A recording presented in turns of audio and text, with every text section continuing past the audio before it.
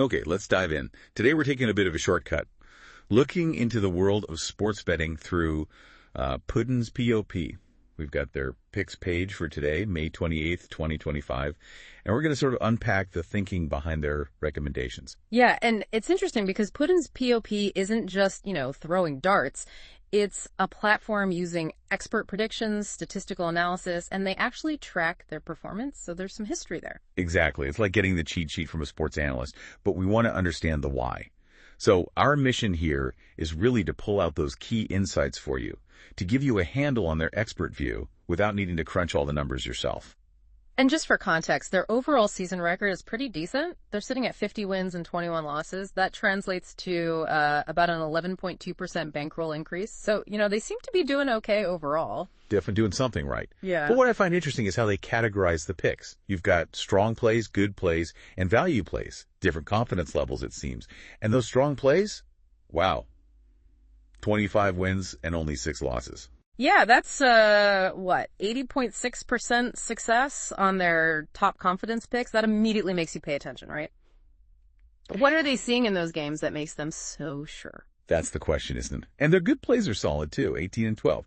The value plays, maybe a bit more risk, but still positive at 7 and 3. Yep. But that 80% on the strong plays, it makes you wonder how they weight things, doesn't it? It really does. Maybe those strong plays just have overwhelming statistical signals, whereas the good and value might be a bit tighter, more nuanced calls. Yes. We should see if that holds up looking at today's picks. Let's start with that strong play. It's the Chicago Cubs money line, Nakatia 345 against the Colorado Rockies. Okay, Cubs ML National 345, pretty heavy favorite. It is. And they're putting a 79% win probability on it. And just for anyone new, money line just means picking the team to win outright, no point spreads involved. Mm-hmm. Right, so Cubs at home, big favorites, 79% probability, strong play. That's a lot of confidence. What's behind it? Well, Puddin's POP seems to really hammer the Cubs offense. Elite, they call it. Number 1 in the majors in runs per game, almost 6 runs a game. That's huge. And 4th in WOBA, that weighted on-base average, which tells you they're just consistently producing offensively. Yeah, potent offense. And they pair that with pitching they see as reliable. Matthew Boyd is starting. His expected ERA, the xERA, is 3.52, which is solid. And his xFIP, expected fielding independent pitching, that's also good at 3.86. His adjusted version, xFIP, is 97, meaning slightly better than league average when adjusted for park and lead factors. He's even been worth almost a full win above replacement, 0.9 WAR, so contributing positively. Okay, so good offense, decent pitching. What about the other side? The Rockies. Puddin's POP doesn't mince words. Dismal lineup. They rank dead last, 30th in runs per game. Ouch. And they're pitching even worse, apparently. Worst ERA in MLB, way up at 5.73. Yeah, it looks like a pretty stark mismatch on paper. Top offense against, the bottom-ranked pitching staff.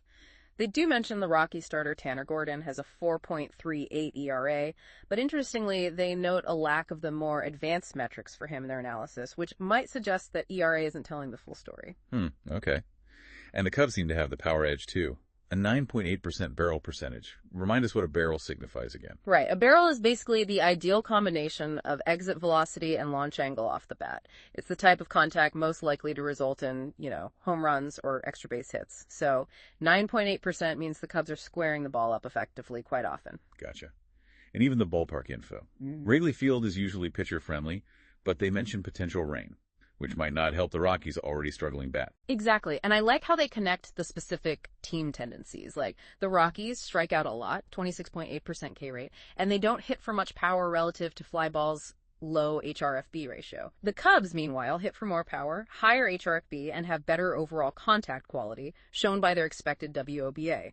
So it's not just team ranks, it's how those specific strengths and weaknesses play against each other. Right, the matchup details. And then they circle back to that overall strong play record. That 80.6% win rate kind of underscores their confidence in this specific pick based on past results with similar setups. Okay, shall we move to the good play? This one involves the San Diego Padres. Padres money line at -164 against the Miami Marlins. The win probability here is pegged at 65%. Okay, 65%. Still favored, but not as heavily as the Cubs. Padres -164 versus Marlins. What's the main angle here? Is it offense again? Actually, this one seems much more focused on the Padres pitching. They rank really high, 4th in the league in team ERA at 3.34, and they're also 4th in expected WOBA against, meaning they limit quality contact very effectively. Their whole staff is strong. Okay, so pitching is the story. What about their starter, Kyle Hart? His individual advanced stats aren't like Cy Young level. Yep. xERA is 4.24, xFIP is 4.85. So maybe slightly below average there based on those predictors. But it seems the overall strength of the Padres' entire pitching unit is the key driver for this pick. Right, the collective strength and the Marlins offense. They're described as average, ranked 16th in runs per game, so not terrible, but facing a top-tier pitching staff. And on the flip side, the Marlins' own pitching is weak. 27th in ERA at 5.47. Okay, so Padres have the pitching edge. How about the starters matchup specifically? Miami's got Sandy Alcantara. Yeah, a big name, Alcantara. But his expected metrics this season are actually quite high, suggesting he might be underperforming his reputation. 5.03 by ERA, 4.52 by FIP. So based on the underlying data, maybe not the ace performance you'd expect, but a really crucial point they highlight is the bullpen difference. Yeah, the relief pitching, always important. Huge difference here. Putin's POP uses a metric they call BPERA, batting practice ERA. The Padres' bullpen BPERA is 2.53, really strong. The Marlins, it's way up at 5.41. That's a massive advantage for San Diego if the game is close late. Wow, yeah, that's a big gap. Plus, Petco Park in San Diego is known for being pitcher-friendly, right? Yeah. That probably helps the Padres, too. Definitely helps the team with the better pitching. And one more matchup point. Padres pitchers strike out batters at a decent clip, 8.89 K9s, and the Marlins hitters tend to strike out fairly often, 21.9% K%. Favorable for San Diego again. So this good play feels like it's built on strong overall pitching, a significant bullpen edge, and favorable matchups, even if the starting pitcher isn't an elite ace on his own, and that fits with their 60% hit rate for these good plays historically. Exactly. It's a different profile than the Cubs game, but still a clear edge identified through the data. Okay, one more pick to break down the value play. This one is the New York Yankees money line. Megich 162 on the road against the Los Angeles Angels. Probability is 64%. Yeah. Why value? What makes this one stand out in that category? Well, value often implies the odds might be a bit better than the probability suggests, offering a good potential return. And the reasoning here actually echoes the Cubs pick a bit. It's largely about a powerful offense against weaker pitching. The Yankees' offense is, well, elite. Second in runs per game, second in WOBA. They just score a ton. Right, a classic Yankees lineup doing damage. Yeah. And their pitcher, Clark Schmidt. Schmidt's numbers look solid. Expected ERA of 3.35, Pius FIP of 4.20, reliable. Meanwhile, the Angels' offense is, like the Marlins, kind of middle of the pack. 17th in runs per game. Okay. And the Angels pitching. That's where the mismatch comes in again. Angels' team ERA is high, 4.97, ranking them 25th. Their starter, Yusei Kikuchi, has an xERA of 4.59, xFIP 4.52. Not terrible, but certainly not dominant. Putin's POP points to the Yankees' power 12.0% barrel rate and their ability to just hit for average, .260 BA. That combo is tough. Power and average, yeah. Hard to pitch around that. Any other factors? Pitching depth, again. Yeah. The Yankee staff strikes out a lot of guys, 9.79 K9, and guess what? The Angels hitters also strike out a lot. 27.1% K rate, even higher than the Marlins. That plays into the Yankees' hands. And the bullpens, let me guess. You guessed it. Big advantage for the Yankees again. Their bullpen BPERA is 3.33. The Angels, a whopping 6.31.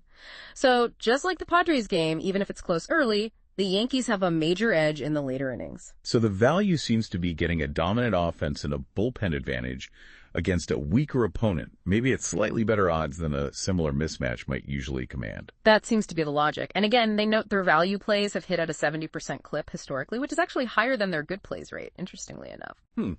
That is interesting. So, okay, let's wrap this up. Looking at today's Putin's POP picks, May 28th, the analysis really favors the Cubs, the Padres, and the Yankees. And the core reasons keep coming back to statistical edges, right? Offense, pitching, especially the bullpens, plus those specific pitcher-hitter matchups and even ballpark factors. It's quite a detailed, data-driven approach. It really is. It moves beyond just gut feelings and tries to quantify the advantages based on performance metrics and probabilities. So for you listening, what's the takeaway beyond just these specific baseball games? Well, think about this method. Analyzing stats, finding advantages, assessing probabilities. It's not just for sports betting, is it? Where else in your life, or maybe your work, could digging into the data and understanding the underlying factors lead to more informed decisions? What other areas could benefit from this kind of, analytical breakdown, something to chew on?